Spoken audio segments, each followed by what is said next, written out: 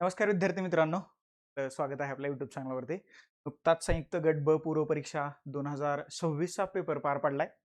Paper पाहायला गेलं तर थोडासा लेंदी पेपर होता. जसे आपल्या टेस्ट सिरीजचे पेपर लेंदी होते तसाच हा पेपर थोडासा लेंदी होता. आणि ज्यावेळेस पेपर लेंदी येतो त्यावेळेस पेपरची जी काठिण्य पातळी असते तर ती वाढते, हे लक्षात ठेवा. त्यामुळं जर का तुम्ही मॅथ्स पर्यंत पोहोचला नसाल, लक्षात ठेवा, तर तुमचा टाइम कन्झ्युम झालाय किंवा वेळ खाऊ पेपर हा होता असं आपण म्हणू शकतो. पेपर थोडासा हार्डही होता, त्याच्याबद्दल माझं काही दुमत नाहीये. त्याच्यामुळं ऐंशी येईपर्यंत तुम्ही काही जास्त चर्चा करत बसू नका, जास्त टेन्शन नका घेऊ. ज्याचा खूप चांगला स्कोर येतोय, खूप सगळे प्रश्न बरोबर येत आहेत, त्यांनी आता डोळे झाकून मेन्सच्या तयारीला लागा. स्टडी मटेरियल कलेक्ट करणं, रिसोर्सेस गोळा करणं, हे सगळं आता त्याच्यावरती तुम्ही शिफ्ट होऊ शकता. बरोबर. तर पॉलिटीचे जे 15 प्रश्न होते, तर त्या 15 प्रश्नांचं विश्लेषण आज आपण या लेक्चरमध्ये पाहणार आहोत. थोडंसं संभाव्य उत्तर म्हणजे ते उत्तरच आहेत आणि संक्षिप्त विश्लेषण, थोडक्यात विश्लेषण मी तुम्हाला या लेक्चरच्या माध्यमातून तुमच्यासमोर मांडण्याचा प्रयत्न करतोय. ओव्हरऑल जर का पेपर पाहिला लेंदी असल्यामुळं म्हणजे मॅथ्स रिजनिंगचे प्रश्न म्हणजे असं वाटत की खालचा प्रश्न आता वरच्या प्रश्नात घुसतो की काय. आणि अ, म्हणजे बाकीचे जे विषय आहेत त्याचं मल्टी स्टेटमेंट जे प्रश्नांचं स्वरूप होतं तर तशा प्रश्नांची संख्या जास्त होती आणि ते टाइम कन्झ्युमिंग किंवा वेळ खाऊ होती. आणि बऱ्याचशा गोष्टी म्हणजे लॉजिक वगैरे तर नाहीच लागलं, त्याच्याबद्दल तर काय मी बोलणारच नाही. कोणीतरी सांगितलंय कंसातलं घ्या. आता एकाच ऑप्शनमध्ये किंवा एकाच प्रश्नाच्या ऑप्शन्समध्ये 2 कंसातले पर्याय आहेत, मग कुठला निवडणार? म्हणून मी वारंवार सांगतो, ज्यावेळेस तुम्ही अभ्यासामध्ये मॅजिक क्रिएट करता त्याच वेळेस एक्झाममध्ये लॉजिक लागू शकतं, अदरवाईज लॉजिक कधीच काम करू शकत नाही. त्याच्यामुळे अजूनही वेळ गेलेली नाही, व्यवस्थितपणे अभ्यासाला सुरुवात करा. मी जी टेस्ट सिरीजला मुलं आहेत त्यांना जाता जाता मी फॅक्ट चेक दिला होता, आता तुम्हालाही देतोय. अभ्यास करणं गरजेचं आहे, त्याच्याशिवाय पर्याय नाही. पीवायक्यूच्या विश्लेषणाच्या पुढं एक टप्पा असतो, त्याचं नाव आहे प्रिडिक्शन. तिथपर्यंत आपण पोहोचतच नाही.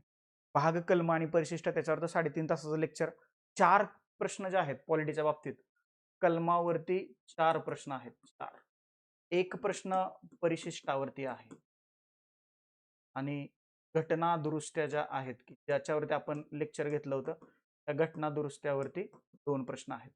ते तुमचे 7 प्रश्न जे आहेत ते त्या लेक्चरमधून कव्हर होत आहेत. आणि हे जे 7 प्रश्न आहेत ना हे आलेले, हे इन डिटेल इन डेप्थ मध्ये त्या लेक्चरमध्ये मी बोललोय. म्हणजे ते पर्टिक्युलर कलम तुम्हाला समजून सांगितलेत, घटना दुरुस्त्याबद्दल बोललोय, परिशिष्टाबद्दल बोललोय. त्यामुळे आणि मी तुम्हाला जाता जाता सांगितलंय होतं, याच्यातले भाग करून ठेवा, याच्यातले या गोष्टी करून ठेवा की त्याच्यावरती आयोग प्रश्न विचारू शकतं. म्हणजे ओव्हरऑल जर का पेपर पाहिला, पॉलिटी सोपं होतं. म्हणजे पॉलिटीला तुम्हाला 13-14 मार्क आरामात येऊ शकत होते आणि यायलाही पाहिजे होती. तेवढा पॉलिटीचा पेपर किंवा पॉलिटीचे प्रश्न सोपे होते. ओके, म्हणजे काही जास्तच त्यांनी तत्वज्ञानच विचारलंय असं काही झालं नाही. पॉलिटीचे म्हणजे इतर विषयांच्या तुलनेत पॉलिटी तुम्हाला सोपं असलं दिसतं. मागच्या पेपरचा विषय म्हणजे जर का तुम्ही तुलना केली तर तुम्हाला करंट अफेअर्सही सोपं असल्याचं दिसेल थोडंसं.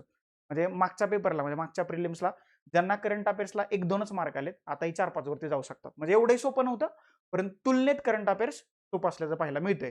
अगदी 24-25 सुद्धा त्यांनी म्हणजे 24 सुद्धा त्यांनी 1-2 प्रश्न तुम्हाला विचारलेले दिसतात. त्या एकदम फोकस मधल्या किंवा चर्चेतल्या गोष्टी आहेत, त्याच्यावरती करंट अफेअर्सच्या बाजूने आयोगाने प्रश्न विचारलेले नाहीत. एकदम चर्चेतल्या नाहीत. म्हणजे नोबेल नाही, बऱ्याचशा बाकीच्या गोष्टी त्यांनी विचारल्या नाहीत, की जे अपेक्षित होतं की याच्याबद्दल आयोग प्रश्न विचारू शकतं. ओके. बाकी हिस्ट्रीचं जर का पाहिलं तर मल्टी स्टेटमेंट प्रश्नांची संख्या जास्त असल्यामुळे बऱ्याचशा जणांना तिथं थोडंसं असं झालं, यार आता याच्यापैकी काय बाहेर काढायचं किंवा काय योग्य ठरवायचं किंवा काय अयोग्य ठरवायचं. जॉग्राफीच्या बाबतीत तसंच होतं, इकॉनॉमिक्सच्या बाबतीत सुद्धा आपल्याला तसंच असल्याचं पाहायला मिळते. ओव्हरऑल मी एकच सांगेन, मॉडरेट टू हार्ड या कॅटेगरीतला पेपर होता. पेपरची लेंथ वाढल्यामुळं किंवा स्टेटमेंटची संख्या वाढल्यामुळं पेपर या कॅटेगरीत जातोय.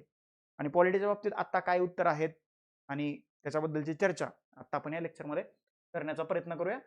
आत्ता थोडंसं सगळ्यांनी चिल आणि कूल राहावा, हे खूप गरजेचं आहे. नाहीतर मग आता माझं काय होणार, मग माझा स्कोर एवढाच येतोय, तेवढाच येतोय, मग लगेच याचा एवढा येतोय आणि त्याचा तेवढा येतोय, मग ती अशी झाली ना हा असा झाला. नका करत बसू. थोडंसं चिल मारा, 1-2 दिवसाचा चांगला ब्रेक घ्या. घरी जायचं असेल तर घरी जाऊन या आणि पुन्हा मग नव्या दमानं, नव्या ऊर्जेनं पुन्हा एकदा अभ्यासाला सुरुवात करणं गरजेचं आहे. ओके, चलो सुरुवात करूया. हे पॉलिटीचे पहिले पहिले म्हणजे पॉलिटीचे 15 प्रश्न आहेत आय थिंक. आणि हा सेट कोणता आहे मला बघू द्या. हा माझ्याकडचा सेट ए आहे. त्या सेट ए मधले क्वेश्चन नंबर 51 पासून पुढचे 15 क्वेश्चन आज आपण चर्चा करणार आहोत. पहिला प्रश्न केलेला पहिला मी ते एक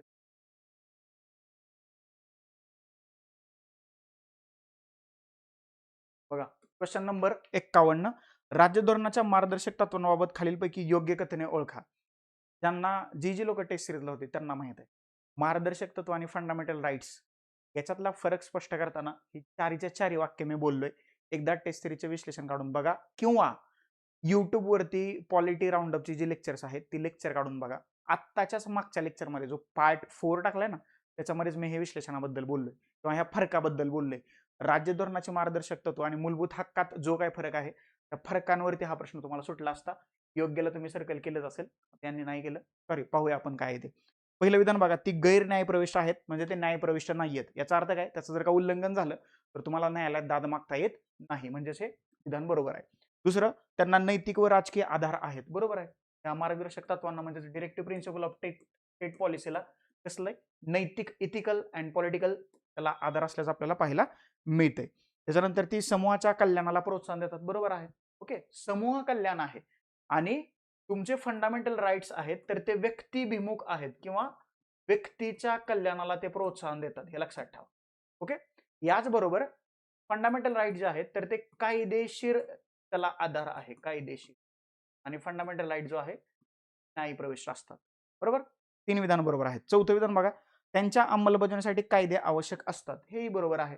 फंडामेंटल राईट्ससाठी कायदा अंमलबजावणी कायद्याची गरज असते का? फंडामेंटल राईट्स हाच एक कायदा आहे. त्याच्यामुळं ही अ, ब, क, ड पर्याय क्रमांक 4 या ठिकाणी या प्रश्नाचं उत्तर आहे आणि यांना 1 मार्क या ठिकाणी मिळून गेलेला आहे. ओके, याचबरोबर हे जे डीपीएसपी आहेत तर त्या डीपीएसपीचं ध्येय काय असतं? सामाजिक आणि आर्थिक लोकशाही प्रस्थापित करणं. सामाजिक आणि आर्थिक लोकशाही प्रस्थापित करणं याचं ध्येय आहे. आणि फंडामेंटल राईट्सचं ध्येय काय असतं? राजकीय लोकशाही प्रस्थापित करणं. लक्षात ठेवा. हे डिवायडेशन होतं, सेपरेशन होतं. ज्या ज्या वेळेस मी या घटकांवरती प्रश्न आलाय विचारलाय डीपीएसपी आणि फंडामेंटल राईट्स वरती त्या वेळेला हे क्लिअर कट डिवायडेशन मी तुम्हाला सांगितलंय. फंडामेंटल राईट्स सकारात्मक नकारात्मक पाहायला मिळतात, ही सकारात्मक पाहायला मिळतात. राज्य धोरणाची मार्गदर्शक गैर न्यायप्रविष्ट आहेत, फंडामेंटल राईट्स न्यायप्रविष्ट आहेत. यांना नैतिक आणि राजकीय आधार असतो. फंडामेंटल राईट्सला कायदेशीर अधिकार आहे. मूलभूत म्हणजे फंडामेंटल राईट्स जे आहेत तर ते व्यक्तीच्या कल्याणाचा विचार करतात. राज्य धोरणाचे मार्गदर्शक तत्व समूहाच्या कल्याणाचा विचार करतात. याचबरोबर हे अंमलबजावणीसाठी कायदे आवश्यक असतात, म्हणजे कायदे करावेच लागतात. त्याच्याशिवाय डीपीएसपीची अंमलबजावणी होत नाही. आणि फंडामेंटल राईटसाठी कायदे करण्याची गरज आहे का? तोच एक कायदा आहे. त्याच्यामुळं याचं उत्तर आहे पर्याय क्रमांक 4 अ, ब, क, ड. चारीच्या चारी ही जी उदाहरणं दिलेली आहेत तर ती या ठिकाणी आपल्याला बरोबर असल्याचं पाहायला मिळते. ओके, आलं लक्षात? ज्याने ज्याने पर्याय क्रमांक 4 केले तर त्यांना या ठिकाणी हा मार्क मिळून गेल्याचं आपल्याला दिसतंय. चलो पुढे जाऊया. पुढचा प्रश्न बघा. आता फंडामेंटल राईट्स वरती प्रश्न होता. म्हणजे 2 टॉपिक एका खाली एक आलेत की जे सोपे होते, ज्याचा आपण डिवायडेशन किंवा ज्याच्यातला आपण फरक पाहिला. प्रश्न काय म्हणतो बघा, खालीलपैकी काय भारतीय संविधानाचा कलम 23 मध्ये समाविष्ट नाही? तुम्हाला सगळ्यात अगोदर माहित पाहिजे कलम 23 आणि 24 शोषणाविरुद्धचा हक्क आहे. कशाचा हक्क आहे? शोषणाविरुद्धचा हक्क. त्याला दुसऱ्या शब्दात पिळवणुकीविरुद्धचा हक्क असंही म्हटलं जातं. आणि 23 मध्ये काही समाविष्ट नाही असं त्यांनी विचारलंय. आणि मग काही जणांना असं वाटलं असेल की भारतीय संविधानाच्या कलम 23 मध्ये काय म्हटलंय, हा शब्दच वाचला नसेल आणि त्यांनी चुकीचं टिक करून बाजूला ते झाले असतील. 23 मध्ये काय नाही म्हटले त्यांनी, नाही, हे नाही महत्वाचं होतं. आहे काय हे तुम्हाला माहितच आहे. म्हणजे मी तुम्हाला जोक सपाट मी नेहमी म्हणत असतो, एमपीएससी करत असताना काय करायचे सगळ्यांनाच माहित आहे. सगळ्यात महत्वाचं असतं काय नाही करायचं आणि प्रश्न त्याच्यावर आहे काय नाही. ओके, बघा आता मानवी तस्करीला प्रतिबंध आहे, 23 मधला हा भाग आहे. त्याच्यानंतर सक्तीच्या मजुरीला प्रतिबंध हा 23 भाग आहे. आणि सार्वजनिक उद्दिष्टांसाठी सक्तीची सेवा हा सुद्धा 23 भाग आहे. आता हा जो आहे ना, हा शोषणाविरुद्धच्या म्हणजे काय हा जो फंडामेंटल राईटचा एक गट आहे 23 आणि 24 हा त्याचाच भाग आहे. फक्त हा 23 भाग नाहीये, हा कलम 24 म्हणजे वयाच्या 14 वर्षाच्या आतील मुलांना धोकादायक जिथे जिथे काम असतील, कारखाने असतील किंवा काही आस्थापना असतील तर तिथे त्यांना मजुरी ठेवण्यास प्रतिबंध करण्यात आलेला आहे कलम 24 नुसार. त्यामुळं पर्याय क्रमांक 2 हा 23 भाग नाहीये. तेच आपल्या प्रश्नाचं उत्तर आहे पर्याय क्रमांक 2. ज्यांनी पर्याय क्रमांक 2 केलेला आहे तर त्यांच्या या ठिकाणी अभिनंदन, तुम्हाला इथे एक मार्क मिळून जाणार आहे. इथे लक्षात सोपं होतं. म्हणजे बघा ना, इथं काय म्हटलंय, हे मजुरीला प्रतिबंध, सक्तीची सेवा, तस्करीला प्रतिबंध, काहीतरी वेगळं वाटतंय ना. मध्येच बालक आणलेत, त्याचं उत्तर आहे पर्याय क्रमांक 2 बालमजुरीस बंदी. म्हणजेच काय, प्रोहिबिशन ऑफ चाइल्ड लेबर. नुकताच 2-3 दिवसापूर्वी आपण चाइल्ड लेबर म्हणजे चाइल्ड लेबर अगेन्स्ट दिन जो आहे तर तो साजरा केलेला आहे. तो जरी लक्षात ठेवला असता तर या प्रश्नाचं उत्तर आलं असतं. म्हणजे तुम्ही नाहीतर त्याचं कनेक्शन लावतात, तसं कनेक्शन नाहीये. आयोगाने पेपर अगोदर सेट केले असतील, काल सेट नसेल केला पेपर. ओके, पुढचा प्रश्न, क्वेश्चन नंबर 3 आणि हा इथला 53 आहे. काय आहे प्रश्न बघा. 1947 चा कायदा ऍक्च्युअल जाता जाता मी तुम्हाला 1878चा जो चार्टर्ड ऍक्ट होता, हिस्ट्रीच्या बाजूने मी तुम्हाला बोललो होतो. आयोग थोडंसं बाहेर गेले. 1947च्या कायद्यावरती प्रिलिम्स असा प्रश्न येत नाहीयेत. आपल्या दृष्टीने 1909, 1935 ओके आणि 1919 हे 3 कायदे महत्वाचे आहेत. पण हा प्रश्न जो आलेला आहे 1947च्या कायद्यावर आलेला आहे. आता काय विचारले त्यांनी बघा, आपल्याला योग्य विधानं शोधायचे आहेत. पहिल्यांदा ह्या योग्यला सर्कल करायला पाहिजे. या कायद्याने संविधान सभेला ब्रिटिश संसदेने भारतासंदर्भात केलेला कोणताही कायदा रद्द करण्याचा किंवा बदलण्याचा अधिकार दिला. म्हणजे नुकतीच संविधान सभा स्थापन झाली होती आणि या संविधान सभेनं म्हणजे जुलै ऑगस्ट 1946 मध्ये त्याच्या निवडणुका झाल्या आणि ती आता कामाला लागली होती. तर काय म्हटले त्यांनी, संविधान सभेला ब्रिटिश संसदेने भारतासंदर्भात केलेला कोणताही कायदा रद्द करण्याचा किंवा बदलण्याचा अधिकार दिला. No doubt about that. त्याच्यासाठी संविधान सभा होती. एक संविधान तयार करायचं होतं आणि भारतासाठी कायदे तयार करायचे होते. संविधान सभा एक विधिमंडळ संस्था देखील बनली, बरोबर आहे. म्हणजे भारताच्या लोकसभेच्या पहिल्या निवडणुकीपर्यंत संविधान सभाच भारताची संसद म्हणून काम करत होती. त्यामुळे ब सुद्धा या ठिकाणी आपल्याला बरोबर असल्याचं पाहायला मिळते. आता बघा, हे नाव फक्त तुम्ही लक्षात ठेवलं असतं ना, इथं रवींद्र प्रसाद केले. आता मला वाटतं त्यांच्याकडून चुकून झाले की त्यांनी करायचं म्हणून केले, कारण इथं पाहिजे होतं राजेंद्र प्रसाद. राजेंद्र प्रसाद, बरोबर. त्यामुळे हे इथं चुकलंय, म्हणजे चुकलेच. तर अ आणि ब हे याचं उत्तर आहे पर्याय क्रमांक 1. ज्यांनी ज्यांनी 1 केलंय त्यांना इथं मार्क मिळून जाईल, बरोबर. ज्या वेळेस संविधान सभा भारतासाठी संविधान तयार करण्याचं काम करत होते त्यावेळेला त्याचे अध्यक्ष होते डॉक्टर राजेंद्र प्रसाद, नॉट रवींद्र प्रसाद. आणि ज्या वेळेला संविधान सभा भारतासाठी कायद्याच्या निर्मितीचं काम करत होते त्यावेळेला त्याचे अध्यक्ष होते गणेश वासुदेव मावळणकर. गणेश वासुदेव मावळणकर. ओके, ज्यावेळेस कायदे तयार करायचे तर हे त्याचे अध्यक्ष असायचे. ग वा मावळणकर असंही त्यांना म्हटलं जातं. भारताच्या लोकसभेचे पहिले सभापती असे किंवा म्हणजे त्यांची निवड झाली होती. आणि पंडित जवाहरलाल नेहरूंनी यांना भारतीय लोकसभेचे पितामह, नॉट भारतीय संसद, फक्त मी लोकसभा म्हणतोय, असं यांचं वर्णन जे आहे तर ते पंडित नेहरूंनी आपल्याला केल्याचं पाहायला मिळते. पर्याय क्रमांक 1 या ठिकाणी या प्रश्नाचं योग्य उत्तर आहे. पुढचा प्रश्न डिटेलमध्ये जात नाहीये आणि गरज नाही, नंतर आपण ह्याला डिटेलमध्ये पाहणारच आहोत. त्याच्यामुळे आता फक्त उत्तर मी तुम्हाला सांगण्याचा प्रयत्न करतोय. राज्य लोकसेवा आयोग राज्यघटनेच्या भाग 14 मध्ये कलम 315 ते 323 मध्ये तुम्हाला या राज्य लोकसेवा आयोग म्हणजे महाराष्ट्राच्या बाबतीत एमपीएससी आणि यूपीएससी बद्दलच्या तरतुदी ज्या आहेत त्या पाहायला मिळतात 315 पासून 323 पर्यंत. आता याच्यातले मी एक कलम सांगितलं बघा तुम्हाला, 312. अखिल भारतीय सेवा निर्माण करण्याचा अधिकार संसदेनं राज्यघटनेनं राज्यसभेला दिलाय आणि हा राज्यसभेचा विशेष अधिकार आहे. आणि कलम 315 मध्ये तुम्हाला केंद्रासाठी यूपीएससी, ओके, यूपीएससी आणि राज्यासाठी एमपीएससी. म्हणजे बरेचसे लोक यूपीएससी नावाखाली टाइमपास करतात. म्हणजे आमच्या जवळच्या मित्र आहे, ही वाईट परिस्थिती आहे. येते का लक्षात? समजतंय का? आलं लक्षात? 315 एमपीएससी आणि यूपीएससी. आणि याच्या पलीकडे अजून एक आयोग असतो, त्याचं नाव आहे जॉईंट पीसीएससी. जॉईंट पीसीएससी म्हणजेच काय, संयुक्त राज्य लोकसेवा आयोग. जर का 2 राज्यांनी मागणी केली तर संसद कायदा करून हे जेपीएससी स्थापना करते.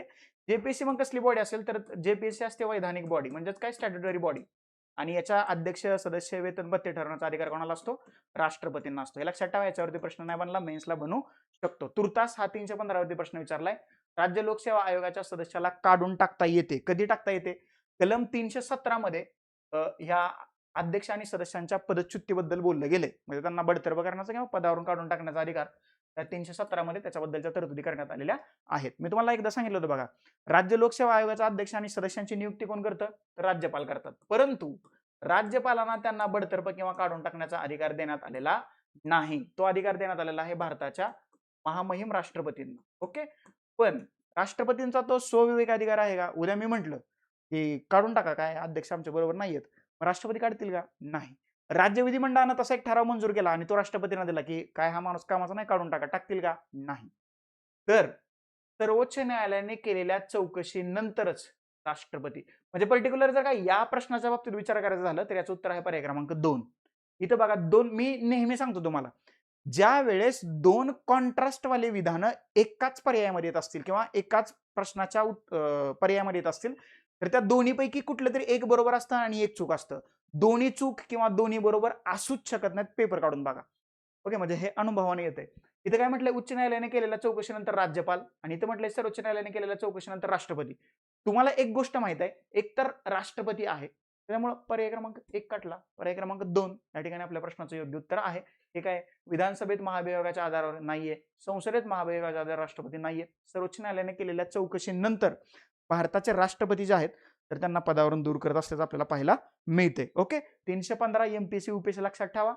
एमपीएससीचे म्हणजे राज्य लोकसेवा आयोगाच्या अध्यक्ष आणि सदस्यांची नियुक्ती राज्यपाल करतात, पण त्यांना बडतर्फ किंवा पदावरून काढून टाकण्याचा अधिकार मात्र भारताच्या राष्ट्रपतींना देण्यात आलेला आहे. आणि तो निर्णय कोणाचा असतो, सर्वोच्च न्यायालयाच्या चौकशी नंतर त्यांचा जो निर्णय त्याप्रमाणे ती कार्यवाही केली जाते. पर्याय क्रमांक 2 या ठिकाणी या प्रश्नाचं योग्य उत्तर आहे.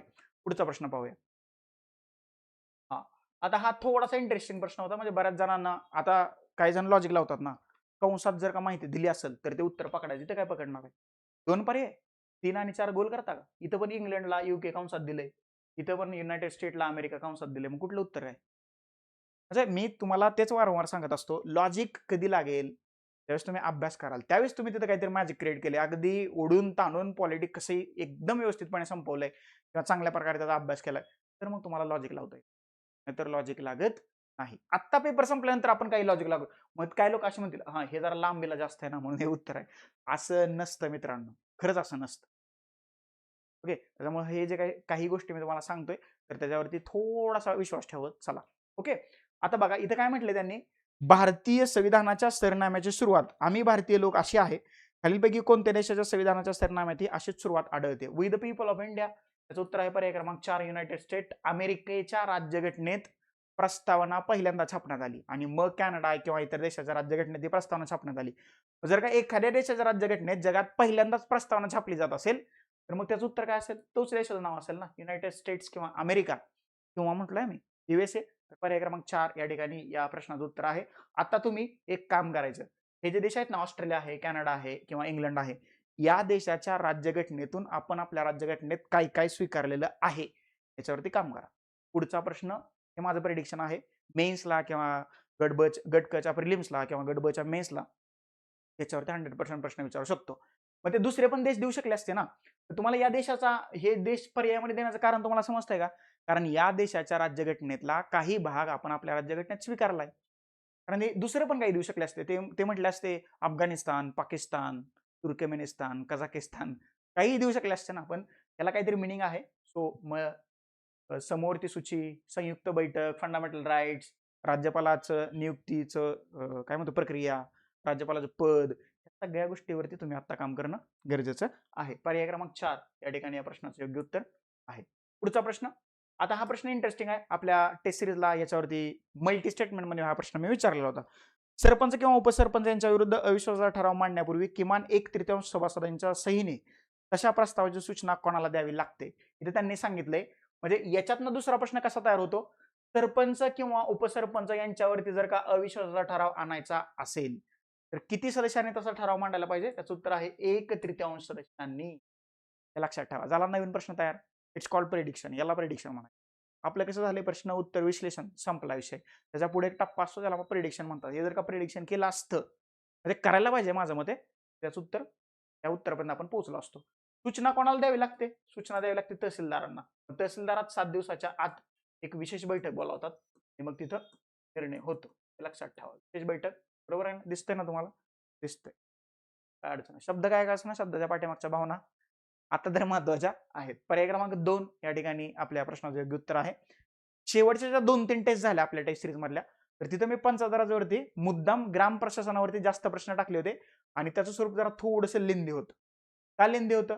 कारण मला थोडीशी अशी शक्यता वाटत होती की वर्षभरातल्या आत्ताच्या काही 26 मधल्या एक्झाम झाल्या तर ग्राम प्रशासनावरती इन डेप्थ प्रश्न आला नव्हता, आता येण्याची शक्यता मला वाटत होती. त्याच्यामुळे मी थोडंसं करताना ते इन डेप्थ मध्ये जाण्याचा प्रयत्न केलेला आहे आणि त्याचा इथं आय होप तुम्हाला फायदा झाला असेल. तर याचं उत्तर आहे पर्याय क्रमांक 2. याच्याबद्दल काही तुम्हाला डाऊट नसायला पाहिजे. चलो पुढे जाऊया. पुढचा प्रश्न, आता हे त्यांनी सरळ प्रश्न विचारलाय, खालीलपैकी कोणतं न्यायालय अभिलेख न्यायालय आहे, म्हणजेच काय कोर्ट ऑफ रेकॉर्ड आहे? तर इथं उत्तर देण्यासारखं एकच आहे. पर्याय क्रमांक 1 सर्वोच्च न्यायालय. कलम 129 नुसार सर्वोच्च न्यायालय हे तुम्हाला अभिलेख न्यायालय असल्याचं पाहायला मिळतं आणि कलम 215 नुसार हायकोर्ट हे अभिलेख न्यायालय असल्याचं तुम्हाला पाहायला मिळते. काय उत्तर ह्याच्याबद्दल काही डाऊटच नसायला पाहिजे. पर्याय क्रमांक 1 तुमच्या प्रश्नाचं योग्य उत्तर आहे. राज्यघटनेतला भाग 5 मध्ये सर्वोच्च न्यायालयाची तरतूद करण्यात आलेली आहे. 124 ते 147 मध्ये ही तुम्हाला तरतूद पाहायला मिळते. आणि राज्यघटनेच्या भाग 6 मध्ये तुम्हाला हायकोर्टाची तरतूद पाहायला मिळते 214 ते 232 मध्ये. आणि 233 पासून पुढं 238 पर्यंत तुम्हाला काय पाहायला मिळतं? कनिष्ठ न्यायालय किंवा राज्यातले दुय्यम न्यायालय. बरोबर. आता दिवाणी न्यायालय आणि फौजदारी न्यायालय याच्या बाबतीत तुम्ही काय बघून घ्या माहिती आहे का? 361 काय आहे? राज्यपाल, राष्ट्रपती आणि राज्यप्रमुखांना संरक्षण, त्यांच्यावरती दिवाणी खटले चालवले जातात, फौजदारी खटले चालवले जातात. त्यावरती पुढचा प्रश्न येऊ शकतो. ओके, याचं उत्तर आहे पर्याय क्रमांक 1 सर्वोच्च न्यायालय. चलो पुढचा प्रश्न. हा इथंच आहे स्क्रीन, काय अडचण नाही. ते पण थोडस बघा काय म्हणतोय हा प्रश्न. ग्रामपंचायत खालीलपैकी कोणते शुल्क वसूल करू शकते? बर, ग्रामपंचायत गावात तुमच्या बस असतात का हो? नाही. केलं उत्तर. आयकर, इन्कम टॅक्स ग्रामपंचायत गोळा करेल का? केलं. बर, सीमा शुल्क, तुमचं आपलं गाव काय बाउंड्रीवर नाहीये, त्यामुळे काही संबंधच नाही. घरपट्टी असते का? घरपट्टी, पाणीपट्टी, घरपट्टीलाच खनपट्टी सुद्धा म्हणतात बघा. खनपट्टी म्हणजे खनपट्टी म्हणजे काय? पहिला तुमची जुनी घर असतील माळवादाची, आमच्या गावात पाहिलं जुने वाडे, तर त्याचं ते खणावरती मोजलं जायचं. म्हणजे तो आपण आता कार्पेट एरिया म्हणतो, एकदम काय म्हणतो त्याला, मॉडर्न त्याला वर्ड आहे कार्पेट एरिया, त्याला आधी खनपट्टी म्हटलं जायचं. म्हणजेच काय, घरपट्टी, घरपट्टी, पाणीपट्टी, ज्या ज्या काही गोष्टी घराशी निगडीत असतात तर ती घरपट्टी आपल्याला भरावी लागते. पर्याय क्रमांक 2 या ठिकाणी प्रश्नाचं उत्तर आहे. म्हणजे याच्याबद्दल काही डाऊट घेण्यासारखंच नव्हतं. म्हणजे एकदम साधं सोपं सिंपल त्यांनी प्रश्न विचारलाय. ग्राम प्रशासनावरचा हा दुसरा प्रश्न आहे, लक्षात ठेवा. त्यामुळे या परीक्षेमध्ये किंवा या पेपरमध्ये मला ग्राम प्रशासनाचं महत्व वाढल्याचं दिसतंय. हा थोडासा इंटरेस्टिंग प्रश्न आहे. हे जे सगळे विषय आहेत ना, हे 4च्या 4 विषय, हे 4च्या 4 विषय 11व्या परिशिष्टामध्ये तुम्हाला दिसतील किंवा 73व्या घटना दुरुस्तीच्या अनुषंगाने दिसतील. फक्त थोडीशी नावं बदललेत. बघा काय म्हणते.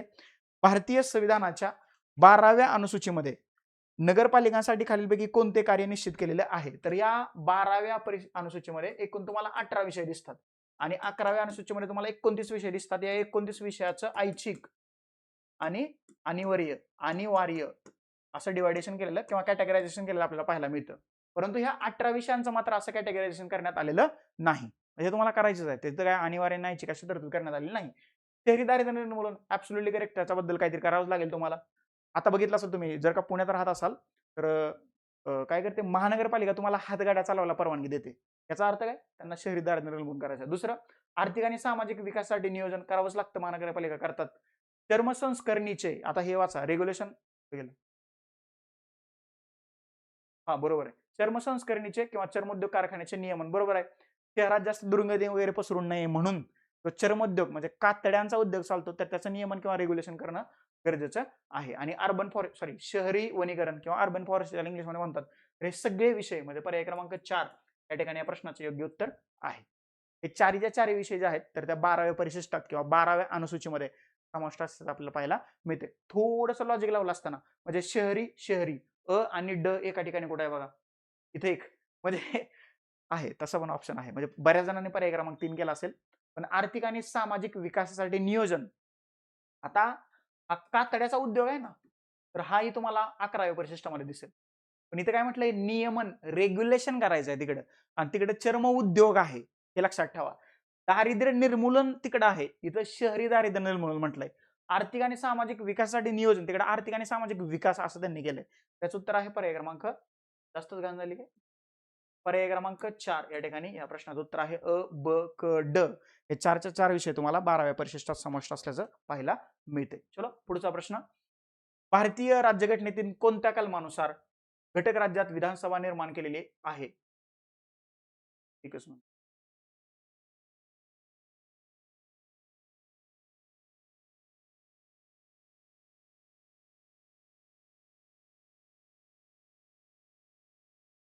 हा, काय आहे प्रश्न?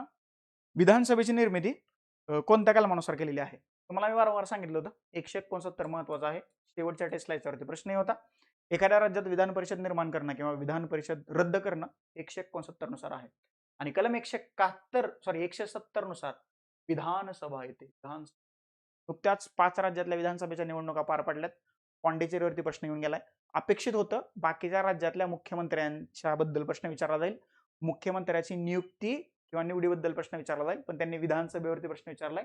170 मध्ये विधानसभेची स्थापना किंवा विधानसभेची रचना किंवा विधानसभेची निर्मिती याची तरतूद करण्यात आलेली आहे. 171 मध्ये माहिती आहे तुम्हाला विधान परिषदेची रचना, त्याच्यानंतर 172 मध्ये राज्य विधिमंडळाचा कालावधी आणि 173 मध्ये जर का तुम्हाला विधिमंडळाचा सदस्य व्हायचा असेल तर त्याच्यासाठीची पात्रता नमूद करण्यात आलेली आहे. म्हणजेच काय, राज्यघटनेतला भाग 6 जो आहे तर त्याच्यामध्ये राज्य विधिमंडळ असं त्यांनी म्हटलेलं आहे आणि राज्य विधिमंडळातली जी कलम आहेत तर 168 213 पर्यंत मला राज्य विधिमंडळातली कलम पाहायला मिळतात. पर्याय क्रमांक 1 या ठिकाणी आपल्या प्रश्नाचं, सॉरी 213 म्हटलं. पर्याय क्रमांक 1 या ठिकाणी आपल्या प्रश्नाचं योग्य उत्तर आहे. आता हा जो प्रश्न आहे उपलेखा परीक्षाने, हा सगळ्यांसाठीच नवीन प्रश्न आहे बरं, एवढं लक्षात ठेवा. उपलेखा परीक्षकाने एका वर्षात लेखा तपासणी करावयाच्या 100 ग्रामपंचायतीपैकी किमान किती ग्रामपंचायती मुख्य पंचायती असणे अगत्याचे असते. याचं ज्यावेळेस मी इन डेप्थ मध्ये विश्लेषण करेन त्यावेळेला हा पोर्शन आणि ग्राम प्रशासनावरती जेवढे जेवढे पोर्शन आलेले आहेत तर त्याचं मी टेलिग्राम चॅनलवरती टाकेन. ओके, कोणता टेलिग्राम चॅनल आहे? @quality by वैभव शिवडे नावाचा. आज जर का तुम्ही जॉईन केला नसेल तर जॉईन करून घ्या. त्यावरती मी डिटेल जे आहेत त्या पोस्ट करून देतो. क्वालिटी बाय वैभव शिवडे ग्राम प्रशासनाच्या बाबतीत. त्याचं उत्तर आहे पर्याय क्रमांक 3, 20 ग्रामपंचायती या मुख्य ग्रामपंचायती असायला पाहिजेत. जर का त्या उपलेखा परीक्षकाने एका वर्षात लेखा तपासणी करावायची असेल आणि त्याच्यापैकी 100 ग्रामपंचायती असतील तर त्याच्यापैकी किमान 20 ह्या मुख्य ग्रामपंचायती असायला पाहिजेत. ओके, एक हे आहे बघा, मागच्याच मेन्सला एक प्रश्न आला होता, जर ग्रामपंचायतीची स्थापनेची तरतूद आदिवासी भागातली, लक्षात ठेवा त्याचं नाही तर थोडंसं काहीतरी कनेक्शन आहे. त्या प्रश्नाचं एक्सप्लेनेशन मे बी मी ग्रुपवर टाकले की नाही, नसेल तर मी टाकून देतो, तो प्रश्न टाकतो. तो फक्त तुम्हाला थोडंसं माझ्या लक्षात आलं म्हणून मी सांगतो, परंतु याचं उत्तर तुमचं पर्याय क्रमांक 3 आपल्याला पाहायला मिळतंय. चलो पुढचा प्रश्न, खालीलपैकी कोणती घटना दुरुस्ती, आता याच्याबद्दल काय एक्सप्लेनेशन द्यायची गरज आहे का? काय सांगितले त्यांनी, नागरी स्थानिक स्वराज्य संस्था किंवा शहरी भागातील स्थानिक स्वराज्य संस्थांशी संबंधित आहे. 74व्या घटना दुरुस्ती अधिनियम हा 1992चा आहे आणि याची अंमलबजावणी जी आहे तर ती 3 जून 1993 ला झाल्याचं आपल्याला पाहायला मिळतं. 73व्या घटना दुरुस्ती अधिनियम 1992, अंमलबजावणी 24 एप्रिल 1993 आणि तोच दिवस आपण पंचायत राज दिन म्हणून सेलिब्रेट करतो. 97वी घटना दुरुस्ती 2011 आणि या घटना दुरुस्तीनं फंडामेंटल राईट्स मध्ये तुम्हाला अजून एक राईट्स दिला, सहकारी संस्थांची स्थापना करणं, कोऑपरेटिव्ह सोसायटीज हा तुमचा फंडामेंटल राईट्स आहे. 71वी घटना दुरुस्ती, इंटरेस्टिंग पार्ट आहे या घटना दुरुस्तीनं, म्हणजे 1992 ची ही घटना दुरुस्ती आहे, कितवी? 71वी, आणि ही 8व्या परिशिष्टाशी संबंधित असणारी घटना दुरुस्ती आहे. याच्याबद्दल मी तुम्हाला वारंवार सांगितलेलं होतं. 21, 71 आणि 91 या 3 घटना दुरुस्तीनं 8व्या परिशिष्टात भाषांची ऍडिशन केल्याचं आपल्याला पाहायला मिळतं. कोकणी, मणिपुरी आणि नेपाळी, कुठली?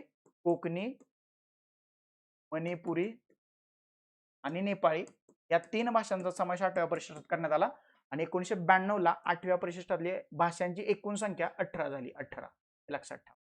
ओके, याचं उत्तर आहे पर्याय क्रमांक 3. हा प्रश्न कोणाचाही चुकला नसेल, चुकला असेल तर स्वतःच्या कानाखाली मारून घ्या, कारण हे खरंच घेऊ नका, साधा सोपा सरळ प्रश्न होता, त्यामुळे काही इथं जास्त लॉजिक लावायची गरजच नव्हती. ओके, 65.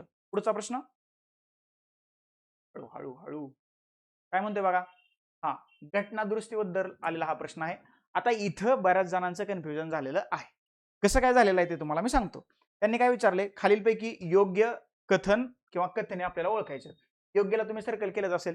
पहिलं विधान बघा, संविधानाच्या अनुच्छेद 368 अंतर्गत उद्देश पत्रिकेमध्ये म्हणजेच प्रस्तावनेमध्ये किंवा प्रिअम्बल मध्ये दुरुस्ती करता येते काय? हा प्रश्न ऐतिहासिक केशवानंद भारती खटल्यात 1973 मध्ये पहिल्यांदा उपस्थित झाला असं पहिल्या विधानात म्हटले. ऍब्सोल्युटली करेक्ट आहे. पण याच्या अगोदर 1960 मध्ये केशवानंद, सॉरी काय म्हणतो त्याला आपण, बेरोबारी युनियन नावाचा खटला सर्वोच्च न्यायालयात उभा राहिला होता. कुठला? बेरोबारी युनियन. आणि या खटल्याचा निकाल देताना सर्वोच्च न्यायालयाने सांगितलं होतं की प्रस्तावना हा राज्यघटनेचा भाग नाही. आणि बऱ्याच जणांना असं वाटलं होतं की जर का त्या खटल्यात असं सांगितलं असेल का प्रस्तावना हा राज्यघटनेचा भाग नाहीये तर मग इथं कसा काय प्रश्न उपस्थित झाला. पण प्रश्न त्यांनी असा विचारला की दुरुस्ती करता येते का? तिथे त्यांनी भाग नाही म्हणूनच सांगितलं होतं ना, त्याच्यामुळे तिथे काही दुरुस्तीबद्दल चर्चाच झाली नव्हती. त्याच्यामुळं केशवानंद भारती खटल्याचा निकाल देताना म्हणजे त्या उद्देश पत्रिकेमध्ये 368 अंतर्गत म्हणजे घटना दुरुस्तीनुसार दुरुस्ती करता येईल का हा प्रश्न पहिल्यांदा केशवनंद भारती खटल्यात उभा राहिला होता. आणि मग हा जो 1960च्या बेरोबारी युनियन केसमध्ये सर्वोच्च न्यायालयाने जो निर्णय दिला होता की प्रस्तावना राज्यघटनेचा भाग नाहीये, तर या 1973च्या खटल्यामध्ये तो सर्वोच्च न्यायालयाचा अगोदरचा निर्णय रद्दबातल ठरवला, बाद ठरवला आणि या 73च्या खटल्यात सांगितलं की प्रस्तावना हा राज्यघटनेचा भाग आहे. बेसिक स्ट्रक्चर किंवा मूलभूत संरचना नावाची एक नवीन संकल्पना सर्वोच्च न्यायालयाने उभा केली आणि ते मूलभूत संरचना किंवा बेसिक स्ट्रक्चर ठरवण्याचा अधिकार सुद्धा तुम्हाला सर्वोच्च न्यायालयाकडेच निहित असल्याचं पाहायला मिळतंय. ए जे आहे या ठिकाणी बरोबर आहे. ए किती ठिकाणी? सगळ्याच ठिकाणी ए आहे. बरं, ए बरोबर पकडून चालू थोड्या वेळ. बी बघा काय म्हणते. सप्टेंबर 2025 पर्यंत म्हणजे मागच्या वर्षी सप्टेंबर पर्यंत 42व्या घटना दुरुस्ती कायद्याद्वारे 1976 मध्ये फक्त एकदाच उद्देशपत्रिकेत दुरुस्ती करण्यात आलेली आहे. No doubt about that. म्हणजे 42व्या घटना दुरुस्तीला मिनी कॉन्स्टिट्यूशन म्हणतात. खूप मेजर चेंजेस करण्यात आलेले आहेत. घटना दुरुस्तीचे जे लेक्चर आहे तर त्याच्यामध्ये मी सांगताना 42व्या घटना दुरुस्तीबद्दल मी इन डिटेल इन डेप्थ मध्ये बोललोय. जर का पाहिलं नसेल तर नवी सरकार जाऊन पहा. 1976 ला झाली होती आणि याची पार्श्वभूमी जी आहे तर ती आणीबाणीची होती. 1975 ला आणीबाणी संपली. इंदिरा गांधी थोड्या रागात होत्या. त्यांनी मग काँग्रेसच्या तत्कालीन अध्यक्ष सरदार सुवर्णसिंग यांच्या अध्यक्षतेखाली एक समिती नेमली. त्यांना सांगितलं की बाय आपल्याला राज्यघटनेत खूप चेंजेस करायचे आहेत.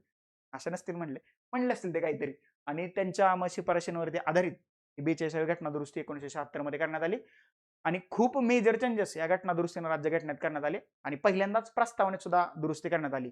ओके, धर्मनिरपेक्ष, समाजवादी आणि अखंडता या 3 शब्दांचा समावेश या भारताच्या राज्यघटनेच्या उद्देशपत्रिकेत करण्यात आल्याचं आपल्याला पाहायला मिळतं. अ आणि ब पर्याय क्रमांक 3 या ठिकाणी आपल्या प्रश्नाचं योग्य उत्तर आहे. संपला विषय. पहिलं म्हणजे दुसरं विधान तुम्ही बरोबरच पकडलं असेल. म्हणजे काही जणांनी याला टिक केलं असेल, आपल्याला योग्य विधान मिळवायचं. काही जणांनी याला टिक केलं. या दोन्हीपैकीच उत्तर येऊ शकलं असतं जर का तुम्ही 50-50 मध्ये खेळला असता तर. परंतु गेम हा वन साइडेड होता. पर्याय क्रमांक 3 मिळते. लक्षात समजलं. चलो पुढे जाऊया. केंद्र राज्य प्रशासकीय संबंध राज्यघटनेचा भाग 11 त्याच्यावरती हा प्रश्न आपल्याला पाहायला मिळतो. 256 ते 263 मध्ये तुम्हाला प्रशासकीय संबंध पाहायला मिळतात. 262 मध्ये तुम्हाला जललवाद किंवा नदी जलवाटपाबद्दलचे तंटे सोडवण्यासाठीची तरतूद पाहायला मिळते आणि 263 मध्ये तुम्हाला इंटरस्टेट काउन्सिल किंवा आंतरराज्य परिषद बद्दलची तरतूद पाहायला मिळते. प्रश्न याच्यावर नाहीये, प्रश्न कलमांवरती आहे. बघा, एका बाजूला ते निकलमध्ये दिले 256, 57, 58 ए आणि 260 आणि एका बाजूला त्याच्याला तरतूद दिलेत. प्रश्न हा अवघड कॅटेगरीतला आहे. अवघड हे लक्षात ठेवा, कारण ही कलम आपण इन डेप्थ मध्ये करत नाही. तरीही मी याचं तुम्हाला एक्सप्लेनेशन तिकडं त्या भाग कलम आणि परिशिष्टाच्या लेक्चरमध्ये दिलेच. परंतु जर का ह्याच्या जोड्या लावायचं झालं तर 256 मध्ये तुम्हाला राज्य आणि केंद्राचं दायित्व, 257 मध्ये तुम्हाला काही प्रकरणामध्ये राज्यावर केंद्राचं नियंत्रण, 258 ए मध्ये केंद्राकडे कार्य सोपवण्याचा राज्यांचा अधिकार आणि 260 मध्ये भारताबाहेरील प्रदेशांच्या संबंधात केंद्राचा अधिकार क्षेत्र. म्हणजेच नंबरचा पर्याय क्रमांक 2 त्या ठिकाणी आपल्याला प्रश्नाचं योग्य उत्तर पाहायला मिळते. प्रश्न नक्कीच हा अवघड कॅटेगरीतला होता, कारण ह्या कलमांबद्दल म्हणजे आपण काय बघतो की राज्यघटनेतला भाग 11 ओके तिथे केंद्र राज्य प्रशासकीय संबंध आहेत, केंद्र राज्य कायदेविषयक संबंध आहेत आणि भाग 12 मध्ये केंद्र राज्य वित्तीय संबंध आहेत. आणि आपण 262 आणि 263 याच्याबद्दल वाचला असेल. जलवाद व्यवस्थितपणे सांगितलं होतं बऱ्याच जणांनी प्रेडिक्शन मध्ये. मी नव्हतं सांगितलं जलवाद करा, मी 263 बद्दल करा म्हटलं होतं. आणि हे भाग कलम परिशिष्ट सांगताना भाग 11 आणि 12 त्यातल्या त्यात मी फोकस केला होता, कारण प्रॉपर्टी, राईट टू प्रॉपर्टी 300 ए तो 12 मध्ये टाकला हे तुम्हाला माहितीच आहे. आणि मे बी आता हा कितवा प्रश्न शेवटचाच आहे. आता आपला आजचा शेवटचा प्रश्न काय म्हणतोय बघूया. क्वेश्चन नंबर 65 शेवटचा प्रश्न आणि मग या सेटमध्ये सायन्स सुरू होते. खालीलपैकी कोणते तत्व भारतीय राज्यघटनेतील राज्य धोरणाच्या मार्गदर्शक तत्वाचा भाग नाही? कलम 39 वरती हा प्रश्न आहे, म्हणजेच डीपीएसपी वरती हा प्रश्न आहे. Directive principle of state policy 39 मध्ये ए ते एफ पर्यंत तुम्हाला सब आर्टिकल्स किंवा सब कलम दिसतील आणि त्यांनी काय विचारलंय, सर्वांसाठी रोजगाराची तरतूद आहे त्याच्यामध्ये. त्याच्यानंतर स्त्री पुरुषांना समान कामासाठी समान वेतन आहे त्याच्यामध्ये. शांततेने व शस्त्राशिवाय एकत्र जमण्याची परवानगी, ज्यांनी मेन्स दिली ना मेन्स त्यांना कळेल. हा 19(1) बी अंतर्गत काय आहे, हा फंडामेंटल राईट्स आहे. Fundamental rights not DPS. त्यामुळे हे बाजूला निघालं आणि कामगारांसाठी योग्य होतं. पर्याय क्रमांक 3 जे आहे ते आपल्या प्रश्नाचं योग्य उत्तर आहे. त्यांनी काय विचारले, भाग नाही म्हटलंय, नाही म्हणजे डीपीएसपी मध्ये येत नाही. आणि कलम 39 जे आहे तर ते तुम्हाला सोशलिस्ट प्रिन्सिपल किंवा समाजवादी तत्व माहिती आहे ना, डीपीएसपीचं वर्गीकरण केलंय 3 गटात: समाजवादी, उदारमतवादी आणि तिसरा प्रकार कुठला? तिसरा प्रकार कोणता? गांधीवादी. पण तो ऍक्च्युअल राज्यघटनेत पाहायला मिळतं का? नाही. हे आपण आपल्या अभ्यासासाठी केलंय. परंतु आयोगाने याच्यावरती प्रश्न विचारलेत का या डिवायडेशनवरती, या कॅटेगरायझेशनवरती? तर एमपीएससीला आयोगाने विचारलेले आहेत की कुठलं गांधीवादी प्रिन्सिपल आहे किंवा कुठलं समाजवादी आहे किंवा कुठलं उदारमतवादी आहे, ते करणं अपेक्षित होतं. राज्यघटनेतला भाग 4 36 ते 51 आयर्लंडच्या राज्यघटनेतील तत्व घेतलेत, आयर्लंडनं स्पेनकडून घेतलेत, हे लक्षात ठेवा. ओके, चलो. तर ह्या 15 प्रश्नांचं विश्लेषण, 15 पैकी 13-14 आरामात मार्क यायला पाहिजे होते. ग्राम प्रशासनातले जे 2 प्रश्न होते जरा ते थोडेसे किचकट लेवलचे होते, म्हणजे तिथं काही लॉजिक फिजिक काय चाललं नाही, परंतु काही जणांनी तुक्के मारले असतीलच, त्यांचं बरोबर आलं असेल. सगळ्यात महत्वाची गोष्ट म्हणजे एखादा दुसरा प्रश्न सोडला, सगळे प्रश्न तुम्हाला आपल्या पॉलिटी पीवायक्यू पल्स या पुस्तकातून पाहायला मिळतात. त्याच्यामुळं अजून एकदा परीक्षेतलं polity is equal to polity PYQ plus by Vaibhav Shivde हे समीकरण आता दृढ होत आहे. तर मी मागचीच मेन्स झाल्यानंतर मी त्याच्यावर एक शॉर्ट्स बनवला होता आणि बऱ्याच जणांनी मला सांगितलं होतं की सर या पुस्तकातून खरंच प्रॅक्टिस होतीये, सराव चांगला होतोय, रिव्हिजन आणि रिकॉल करायला हे पुस्तक बेस्ट आहे. मी म्हणत नाही की सगळाच कंटेंट माझ्या पुस्तकातून येईल किंवा येऊ शकतो, कारण ते पीवायक्यू आहेत. ते फक्त मी पॉझिटिव्ह स्टेटमेंट एकत्रित करून त्याचं संकलन केलंय. त्याच्यामुळे एक्झामच्या अगोदर जर का तुम्हाला, म्हणजे एक्झामच्या अगोदर म्हणजे अर्ध्यावर तास नाही, एक्झामच्या अगोदर 1-2 दिवस राहील त्यानंतर तुम्हाला संपूर्ण पॉलिटी थोडक्यात रिवाइज करायचंय. तर one of the best source polity PYQ plus by Vaibhav Shivde. लवकरच त्याची नवीन आवृत्ती अगदी दर्जेदार अभ्यास साहित्याने युक्त अशी नवीन आवृत्ती तुमच्या भेटीला येते. तर आता बऱ्याच जणांचे पॉलिटीचे प्रश्न सगळेच बरोबर आलेले असतील. ज्यांचं पॉलिटीला थोडंसं कमी मार्क्स येत आहेत त्यांनी अजिबात घाबरून जाऊ नका, टेन्शन तर अजिबात घेऊ नका. ओके, येते लक्षात. तुर्तास आता आपण इथे थांबू. बाकी मेन्स आवाजून जर काय असेल ऑफिसला येऊन भेटा, कॉल मेसेज करा, मी किंवा सगळी आमची टीम तुमच्यासाठी हजर आहे. तुर्तास इथे थांबूया. Thank you so much. धन्यवाद मित्रांनो. नेक्स्ट लेक्चरमध्ये आपण भेटूयाच.